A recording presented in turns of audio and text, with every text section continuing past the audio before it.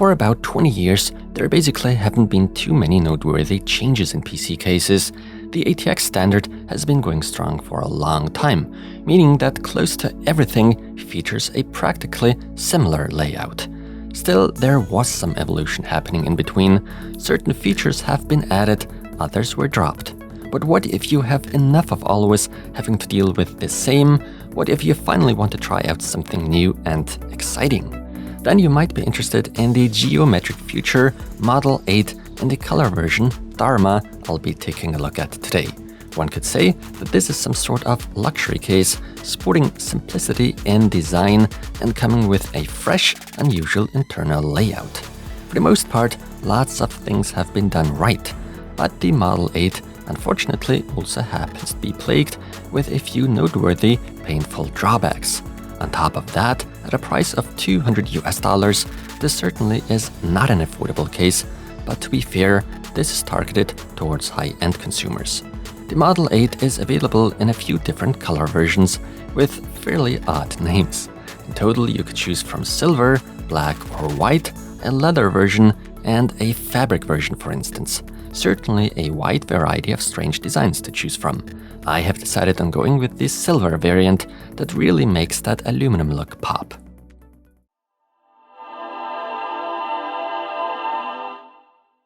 Included comes a small plastic bag.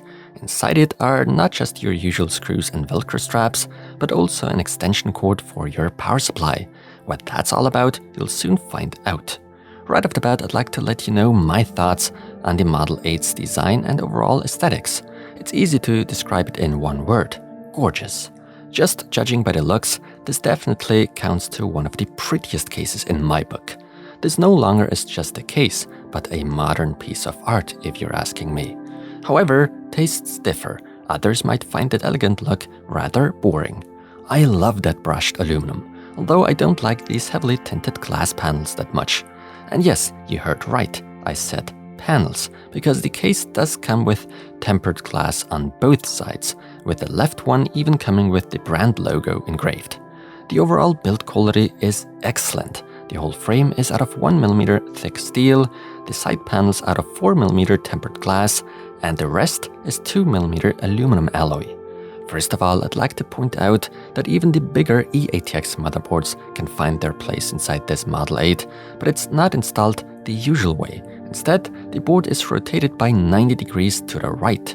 To help you imagine what that's like, it basically means that the graphics card is installed hanging down from the top. So it makes sense that the interior needed to be restructured a lot. For instance, the power supply now no longer can be found at the bottom or top, but to the right front top, one could say. In today's PC hardware era, I find that to be a quite scary move, since this way the poor power supply is forced to intake already warm air from within the case, and not from the outside as it's normally the case. Considering the amount of heat modern hardware outputs, especially graphics cards, that's a rather alarming move. A big thumbs down from me for that. A remedy for that issue, and basically to assist with PSU cooling, is to make sure to have good airflow within the case by installing additional fans. And that gets us to the next point. Similar to some other case manufacturers, such as Lee, Geometric Future too ships their Model 8 without any fans pre-installed. For enthusiasts, most likely a blessing, since it prevents any additional unwanted costs when planning to equip the case with one's own favorite fans anyway. For the more casual builders among you, this might be a downside. I have a fairly neutral stance on that, although the price is quite steep despite the case not sporting a single fan out of the box. But now let's stop the whining. I find their air tunnel design really nice, in fact. As we know, warm air rises up, and therefore, in a best case scenario, air can be sucked in and transported out fairly quickly. Both on the bottom as well as rear, lots of fans can be installed, although at the top there's just room for up to a single pathetic 120mm fan, also meaning that only a radiator with up to 120mm can go there. Luckily, we can go nuts with radiators on the bottom and rear instead. With specific restrictions, you could mount up to a 360/420mm radiator on the rear. On the bottom, up to a 360 or 280mm radiator. Graphics cards with a max length of up to 412mm fit in here, so no problem even with the chunkier cards out there. The top cover can easily be unlatched and removed by hand. As a matter of fact, that's the only way to access your motherboard's I/O. Of course, that's a little cumbersome if you need to access any of the ports. On the flip side, everything does appear very organized and clean that way. Right here, you're also getting a good look on how the extension cable for the PSU is put to use. The only dust filter on this case can be found at the bottom and is magnetic. Just a bummer that there's no optional filter for the rear or side, if you will, included, just in case you don't just want to exhaust air through the rear, but draw in fresh air instead. By loosening 6 screws on the outside, you gain access to 2 rails, acting as radiator brackets. In theory, that's a great idea, but practically speaking, installing an AIO liquid cooler turned out to be more of a challenge than I ever expected initially. Depending on the radiator size, you succeeded if you managed to mount the AIO so that the pump unit is slightly below the highest point of the radiator.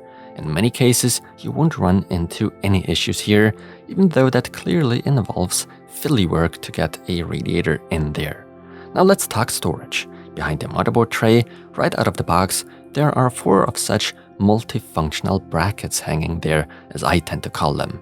Onto these brackets, you not only can mount ordinary 2.5-inch SSDs in a few different orientations, but 3.5-inch drives as well. To be exact, a total of up to 6 of such brackets can go into this case, even though only 4 are included by the manufacturer. Certain mounting holes I discovered in here have been left completely untouched in the case's user manual. I noticed that you could simply and effectively screw 2.5-inch drives into place there. Noteworthy may or may not be the rich I/O this case has to offer, and that even includes a USB Type-C port. At a price point of $200, that should be expected though. Other than that, and especially that fiddly work I had to go through to install the radiator, everything else went smoothly without any hiccups. With the fans I installed into the case, there's good airflow present. As far as noise levels are concerned, I can't really say anything about it, because that highly depends on your own choice of fans. Cable management turned out to be a minor challenge as well, since there are no real places to tie down any of these cables.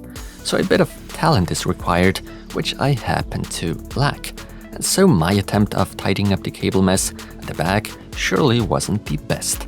Luckily, the heavily tinted glass side panel comes in handy for that purpose, definitely a plus here. A bit disappointing that at such a steep price, no rubber grommets are part of this PC case. What I, on the other hand, really like about the Model 8 is that it's immensely flexible in terms of what and how a system can be set up in it. So we do have a few configuration options to choose from and make it our own, some of which make sense, others not so much. So yeah, sure, it's always a bold move to step away from the norm, but the attempt alone deserves recognition and applause in my opinion. And I'd even say that Geometric Future's Model 8, all in all, turned out to be a success. Nonetheless, let's not forget about its downsides. At the end of the day, the Model 8 is a great and especially stylish alternative to your standard PC case. With that being said, thank you so much for watching, and until the next video.